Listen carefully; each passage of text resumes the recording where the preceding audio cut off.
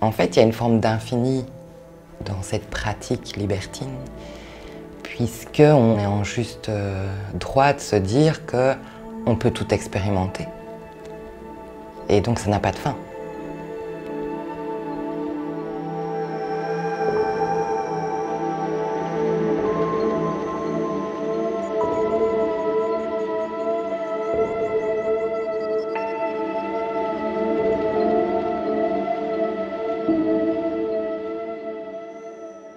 De mon expérience et des différents échanges que j'ai eus, je pense que je suis un peu hors norme.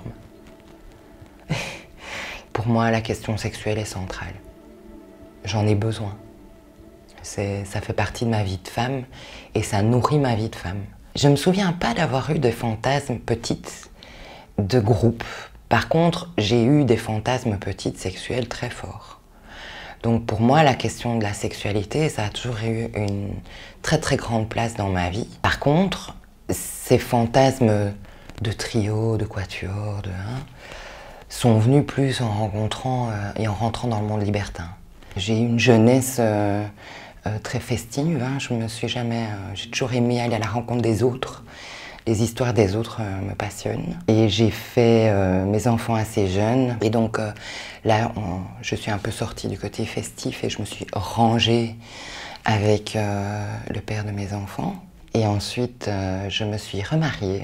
En fait, ces histoires de couple, m'ont fait me poser énormément de questions sur c'est quoi un couple, c'est quoi l'amour, c'est quoi être ensemble, qu'est-ce que ça veut dire. Et j'avais pas mal de questions aussi sur comment les hommes vivaient cet amour, leur sensualité, leur sexualité. Et j'ai choisi vraiment mon célibat pendant 3 ans parce que moi-même j'étais confrontée à toutes ces questions et j'avais envie de comprendre certaines choses. J'étais curieuse d'expérimentation et d'ouverture d'esprit, de discussion aussi. C'est pas que pour le sexe que j'ai été vers le libertinage. C'était vraiment pour découvrir des personnes qui le vivaient et ce que ça leur faisait, et pour me découvrir moi, et ce que ça me faisait à moi.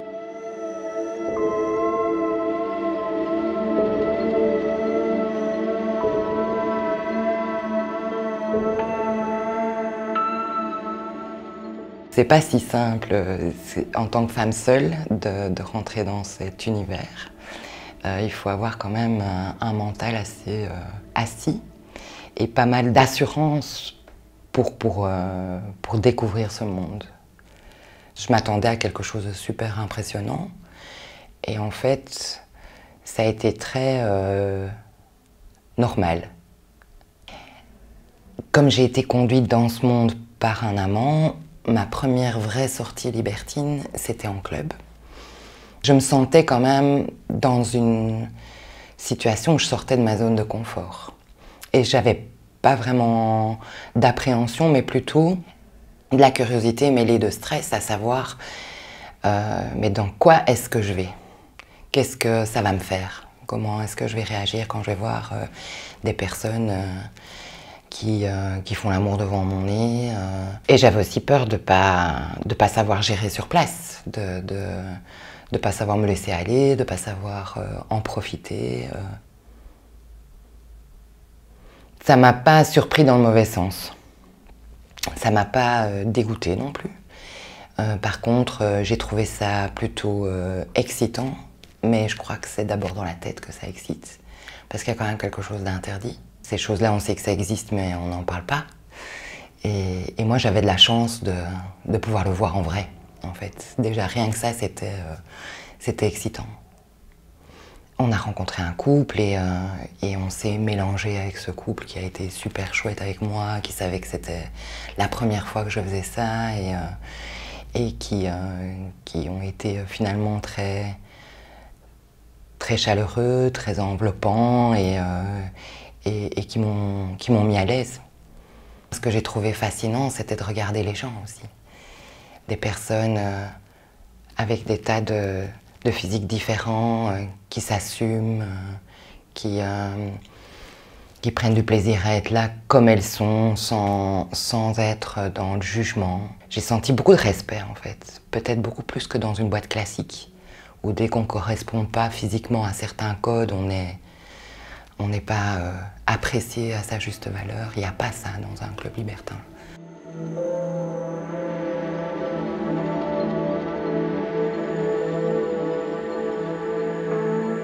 Je me suis inscrite sur ce site internet de rencontres libertines. Je suis retournée en club, j'ai été à des soirées. J'ai rencontré aussi de mon côté des personnes seules.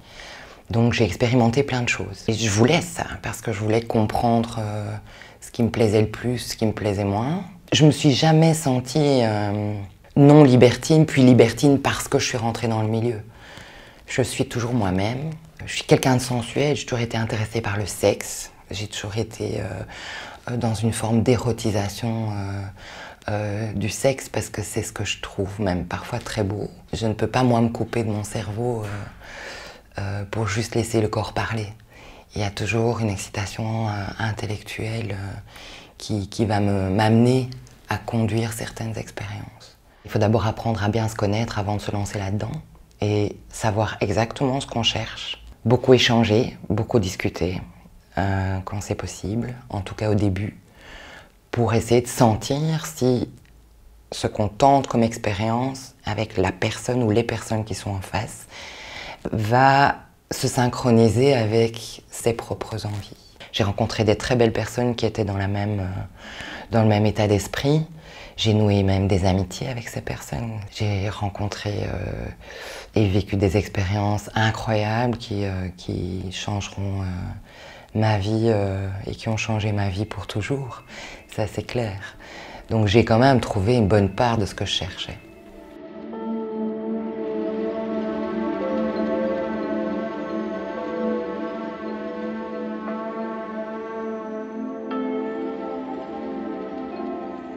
Où on s'est retrouvés à 5, avec des personnes où on avait tous plus ou moins eu des relations les uns avec les autres. On se connaissait tous assez bien. Et donc il y avait une très très chouette complicité. Et c'est parti dans une fête comme ça, des sens, où des fous rires, oui, du sexe bien sûr, mais avec énormément d'amour de l'autre, dans ce qu'il est, sans se poser de questions. Aller au-delà d'une rencontre simple, on est rentré dans une complexité du fantasme de l'un et de l'autre. Et là, il y a des très très belles connexions qui se créent. Et ça crée du lien. C'est pas de l'amour au sens strict, classique, mais oui, il y a une part de ça. Pour moi, il y a encore trop de codes, il y a encore trop de barrières en fait. Et il y a encore trop de... Si tu ne libertines pas comme ça, tu n'es pas un vrai libertin. Moi je pense et je rêverais d'espaces où chacun peut vivre sa sexualité comme il en a envie et proposer ce qu'il a envie de vivre, sans que ce soit mal considéré.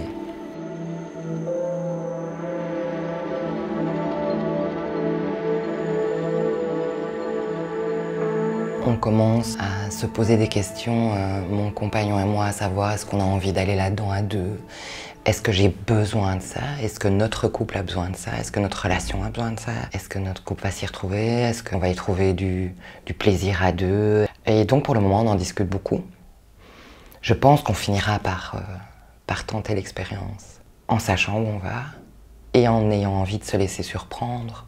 Et aussi en sachant que si expérience peu ou pas du tout excitante il y a, ben on peut toujours tout arrêter. Et c'est vrai qu'au début d'une relation, c'était un peu compliqué parce qu'il y a toujours la question de la jalousie qui se pose et la question de est-ce qu'on appartient à quelqu'un ou pas. Moi, j'ai pris beaucoup de hauteur par rapport à cette question-là. Et j'estime que je n'ai en aucun cas le droit de demander à mon partenaire de vie de m'appartenir à moi et à moi uniquement. Je pense que c'est en tout cas un trajet et des expériences que j'ai faites qui me conduisent à ce que je suis aujourd'hui. Ça m'a donné confiance en moi pour plein de choses. Ça a levé plein de tabous qui en fait me coinçaient dans des trucs inutiles. Et donc si je suis bien dans mon corps et dans ma tête aujourd'hui, c'est certainement aussi grâce à ça. J'ai envie d'avoir la vie que j'ai envie d'avoir et la sexualité fait partie intégrante de ma vie personnelle. Je sais qu'il y a des gens qui jugent ça et qui trouvent ça déviant. Moi, de toutes mes expériences, j'y ai plus vu une forme d'accomplissement de soi, de respect de l'autre, de rencontre, de vraies rencontres, hein, de rencontre à l'autre, et une forme d'amour, oui. Donc, qui a envie de juger ça?